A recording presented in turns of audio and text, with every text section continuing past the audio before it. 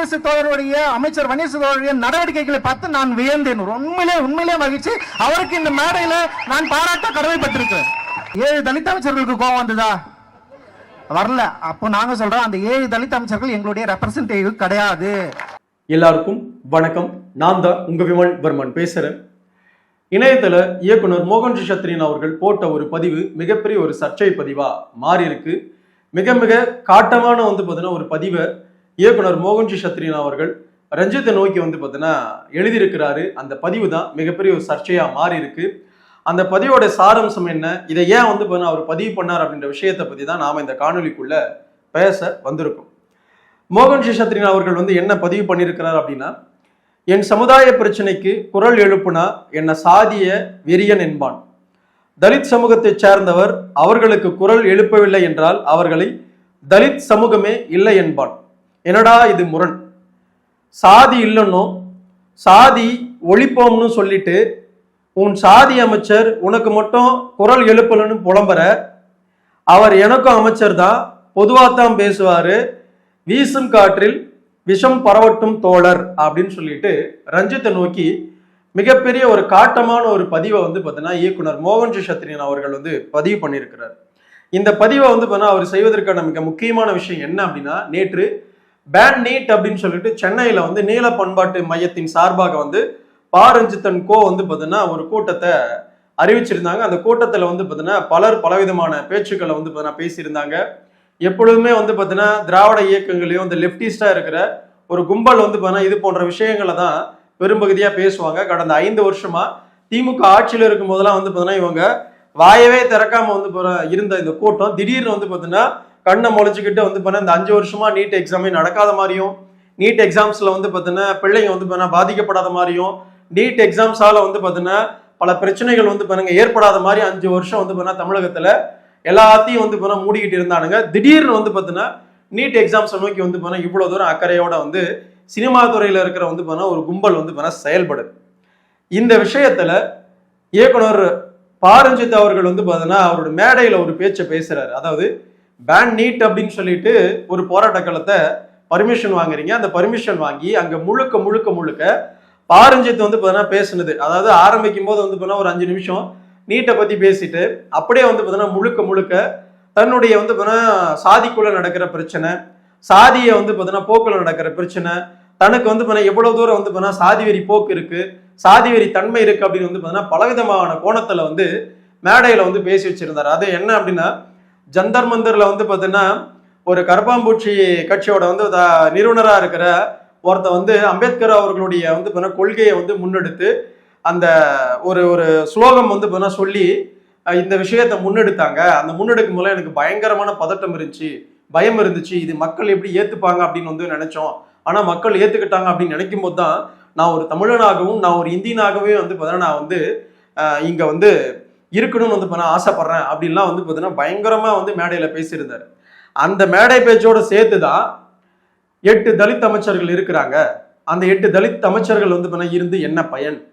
அதுல ஒரே ஒரு அமைச்சர் வன்னியரசு மட்டும்தான் சரியா செயல்படுறாரு. மீதி இருக்கிற 7 அமைச்சர்கள் தலித்துகளை என்ன பண்றாங்கன்னே தெரியல அப்படின்னு பார்த்தீங்கன்னா ஒரு போற போக்கில் ஒரு தீட்டை தீட்டி வச்சிருக்கிறாரு இயக்குனர் பா ரஞ்சித்.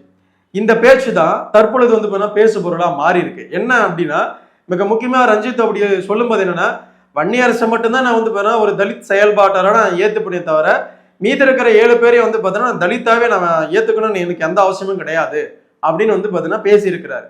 ஏன்னா அந்த 7 பேரும் பார்த்தீங்கன்னா ஒவ்வொரு மாவட்டத்திலையும் ஒவ்வொரு இடத்துலயும் பார்த்தீங்கன்னா ஏதாவது கலவரம் ஏற்படும், ஏதாவது பிரச்சனை ஏற்படும். அந்த பிரச்சனைகளுக்கு ஊக்குவிச்சு எதையாவது பிரச்சனையை மாற்று சமூகங்களுக்கு ஏற்படுத்திக்கிட்டே இருக்கணும்ன்ற எண்ணத்தோட பார்த்தீங்கன்னா அவங்க 7 பேர் இல்லை போல இருக்கு. அதனால பார்த்தீங்கன்னா ரஞ்சித் அவர்கள் பயங்கரமா கோவப்படுறாரு. புரியுதுங்களா? ஏன்னா தற்போதுதான் மயிலாடுதுறை தரங்கம்பாடியில தற்கொலைய ஆணவ கொலையா பார்த்தீங்கன்னா உட்காந்து லெட்டர் பேர்ல எழுதின முக்கியமான ஒரு ஆள் தானே ரஞ்சித். புரியுதுங்களா? ஒரு தற்கொலைய ஆணவ கொலைன்னு பார்த்தீங்கன்னா பச்சையா பொய் புளிக்கி எழுதிட்டு இருப்பாரு. அதுக்கெல்லாம் எவனாவது சப்போர்ட் பண்ணல அப்படின்னா உடனே பார்த்தீங்கன்னா அவங்கள விமர்சனம் பண்ணுவார். எவ்வளவு கேவலமான பார்த்தீங்கன்னா ஒரு செயல்பாடு இது. இந்த தோணியத்தான் மோகன்ஜி சத்ரியன் அவர்கள் கேள்வியை பார்த்தீங்கன்னா பயங்கரமா கேட்டிருக்காரு. அதாவது நான் என் சமூக பிரச்சனைக்கு பேசினா நான் சாதி வெறியன், தலித் சமூகத்தை சார்ந்தவர் அவர்களுக்கு குரல், அதாவது வந்து குறிப்பிட்ட ரஞ்சித்தோடைய வந்து பார்த்தீங்கன்னா சித்தாந்தத்தை யாராவது பின்பற்றி அதற்காக வந்து பார்த்தீங்கன்னா சேஃப்கார்டா வந்து பார்த்தீங்கன்னா யாராவது செயல்படலை, அமைச்சர்களா இருந்தாலும் செயல்படலை அப்படின்னா அவங்க தலித்துகளே வந்து பார்த்தீங்கன்னா இல்லைன்னு வந்து பார்த்தீங்கன்னா சொல்றது எந்த விதத்துல நியாயம்? இது என்னடா முரண்? அப்ப நீ பேசுறதுக்கு பேர் ஜாதி வெறி கிடையாதா? அப்ப நான் பேசுறது மட்டும்தான் ஜாதி வெறிதா? அப்படின்ற நோக்கத்துல வந்து மோகன்ஜி சத்ரின் அவர்கள் கேள்வியை வந்து பார்த்தீங்கன்னா முன் வச்சிருக்கிறார். உண்மைதானே? அவர் கேட்கறது சரிதானே? இதே விஷயத்த ஒரு மேடையில ஏறி இயக்குனர் மோகன் அவர்கள் வந்து பார்த்தீங்கன்னா இவர் உட்காந்து வந்து 20-30 நிமிஷம் தலித் பிரச்சனை, தலித்துகளுக்கான வந்து பார்த்தீங்கன்னா விஷயம், தலித் அமைச்சர்கள் இப்படிலாம் இருக்கிறாங்க அப்படின்னு பல முறை வந்து பார்த்தீங்கன்னா தொடர்ச்சியாக இதை பத்தியே பேசுறாரு. 20-25 நிமிஷம். இதை பொதுமக்களா இருக்கிற எல்லா சமூகம் ஏத்துக்கணும் அப்படின்னு வந்து பண்ண ஆசைப்படுறாரு. ஆனா இதே இடத்துல மற்ற ஒரு இயக்குநர்கள் வந்து பார்த்தீங்கன்னா எங்கேயாவது போயிட்டு சமூகம் சார்ந்து சொந்த பந்தமா எங்கேயாவது வந்து பார்த்தீங்கன்னா ஒரு கல்யாணத்துக்கு போயிட்டு வந்துட்டா கூட போதும், உடனே வந்து பார்த்தீங்கன்னா இணையதளத்துல உட்காந்துக்கிட்டு இந்த கும்பல் வந்து பார்த்தீங்கன்னா ஐயோ ஜாதி வெறி பாத்தீங்களா, ஜாதி வெறி தன்மையை பாத்தீங்களா, இதை பாத்தீங்களா, அதை பாத்தீங்களான்னு வந்து பார்த்தீங்கன்னா கதறுவானுங்க.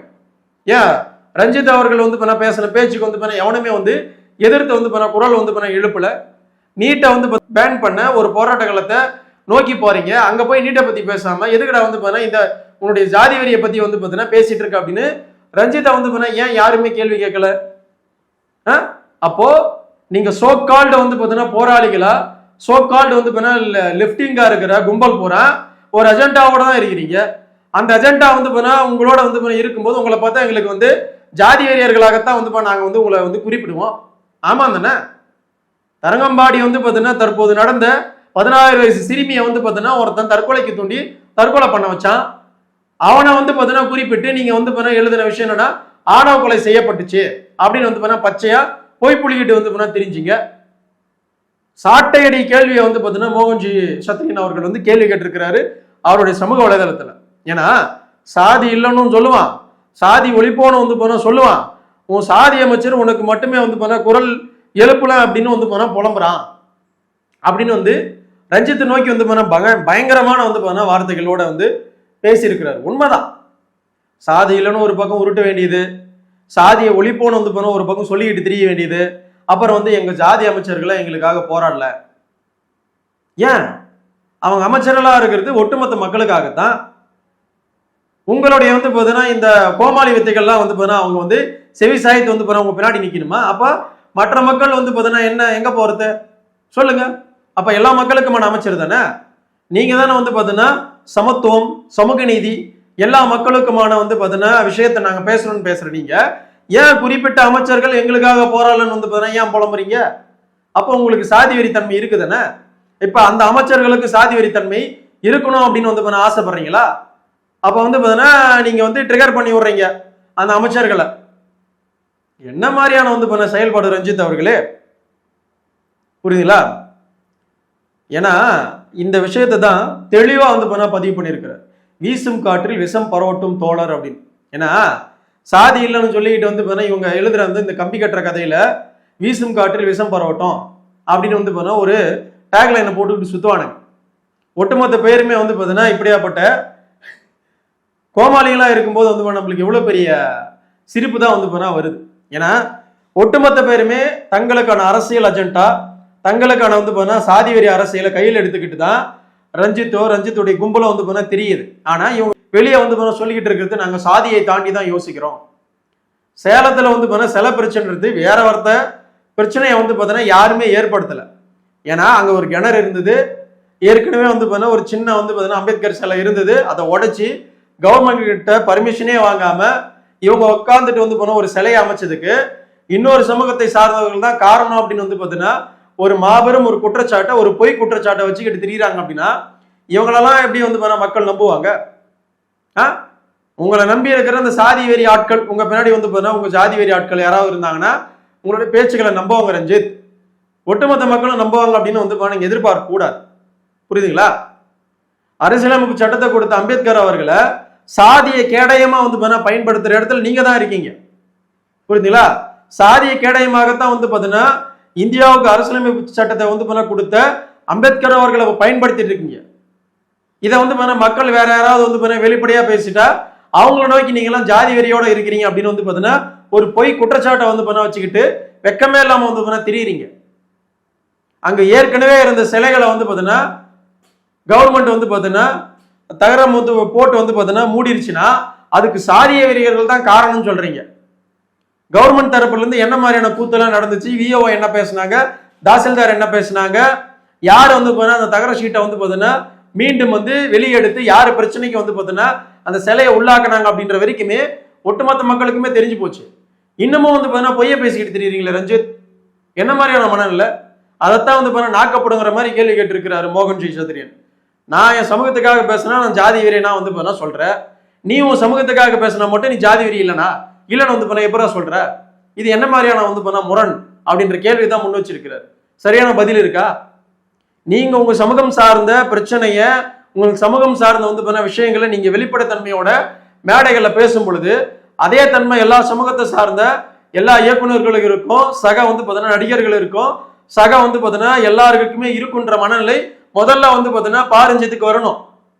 நான் மட்டும்தான் பேசுவேன் என் சமூக பிரச்சனையை பத்தி, மற்றவங்களாம் எவனுமே அவன் சமூக பிரச்சனையை பத்தி பேசக்கூடாது, நான் பேசுற சமூக பிரச்சனையோட சேர்ந்துக்கிட்டு நீங்கள்லாம் எங்க பின்னாடி வரணும் அப்படின்ற எண்ணத்தோட ரஞ்சித்துடைய செயல்பாடு இருந்துச்சுன்னா அது என்ன மாதிரியான வந்து பார்த்தீங்கன்னா சமூக நீதி, என்ன மாதிரியான வந்து பார்த்தீங்கன்னா சமத்துவம் சொல்லுங்க.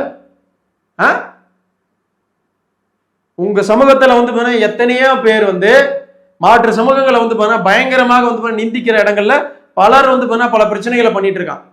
அதை பத்திலாம் வெளிப்படைத்தன்மையோட வந்து பேசுறதுக்கு ரஞ்சித்துக்கு தைரியம் இருக்கா? சொல்லு பார்க்கலாம்.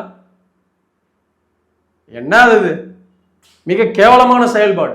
இவர்களுடைய சாதி வெறிய தன்மையை தான் நம்ம மேல வந்து சாதி வெறியர்கள் அப்படின்னு புகுத்துறாங்க. இதெல்லாம் சமூக வலைதளங்கள்ல பயணப்பட்டு இருக்கிற வன்னியர்கள்லாம் பார்த்தீங்க அப்படின்னா, எவனாவது நம்மளை வந்து பார்த்து சாதி வெறி தன்மையோட இருக்கீங்க அப்படின்னா அப்ப உங்களுக்கு எல்லாம் ஜாதி வெறியே இல்லையாடா, உங்களுக்கு எல்லாம் சமூகம் வந்து பட்டுறதே இல்லையாடா அப்படின்னு வந்து குறிப்பிட்ட சில தலைவர்களை குறிப்பிட்டு ஒரு சின்ன கேள்வியை கேளுங்க, உடனே அவனுக்கு மூக்கு வேத்து வந்து பார்த்தீங்கன்னா ஜாதி வெறியை வந்து வெளிப்படுத்துவான். புரியுதுங்களா? நம்மள ஜாதி வெறின்னு சொல்லுவான், அவனுங்க வந்து பார்த்தீங்கன்னா குறிப்பிட்ட சில தலைவர்களை நோக்கி ஒரே சின்ன கேள்வி வைங்க, திடீர்னு மூக்கு வேர்த்து வந்து பார்த்தீங்கன்னா பயங்கரமா வந்து கோவப்படுவான். ஏன்டா கோவப்படுறான்னு கேட்டா வந்து பார்த்தீங்கன்னா உடனே வந்து அதுக்கு வந்து சப்பக்கட்டை வந்து கட்டிக்கிட்டு ஏதாவது சொல்லுவான். அப்ப நாம சொல்லணும், உனக்கு எப்படி இது ஜாதி வெறியா வந்து பார்த்தீங்கன்னா இருக்கோ அதே போலதான் எல்லாருக்கும் இருக்கும், உனக்கு இருக்கிற உணர்வு தான் எல்லா சமூகத்துல இருக்கிற எல்லாருக்கும் இருக்கும், உனக்கு இருக்கிற கோவம் தான் வந்து எல்லாருக்கும் இருக்கும் அப்படின்னு வந்து சொல்லி அந்த தற்கொலைகளுக்கு வந்து புரிய வைக்கணும் அப்படின்னு சமூக வலைதளங்கள்ல பயணப்பட்டு இருக்கிற ஒட்டுமொத்த வன்னியர்களுக்கு விமலர்மன் சொல்லிக்க விரும்புறேன். புரியுதுங்களா? அண்ணன் மோகன் ஜி சத்திரியன் அவர்களுக்கு மிகப்பெரிய ஒரு வாழ்த்துக்கள். ஒரு சரியான வந்து ஒரு கேள்வியை முன் வச்சு வந்து இணையதளத்துல பாரஞ்சித் நோக்கி வந்து கேட்டிருக்கிறாரு. சரியான ஒரு கேள்விதான். நன்றி, வணக்கம். அடுத்து ஒரு நல்ல காணொலியில உங்களை நான் சந்திக்கிறேன். சுத்தமான பள்ளி பையன்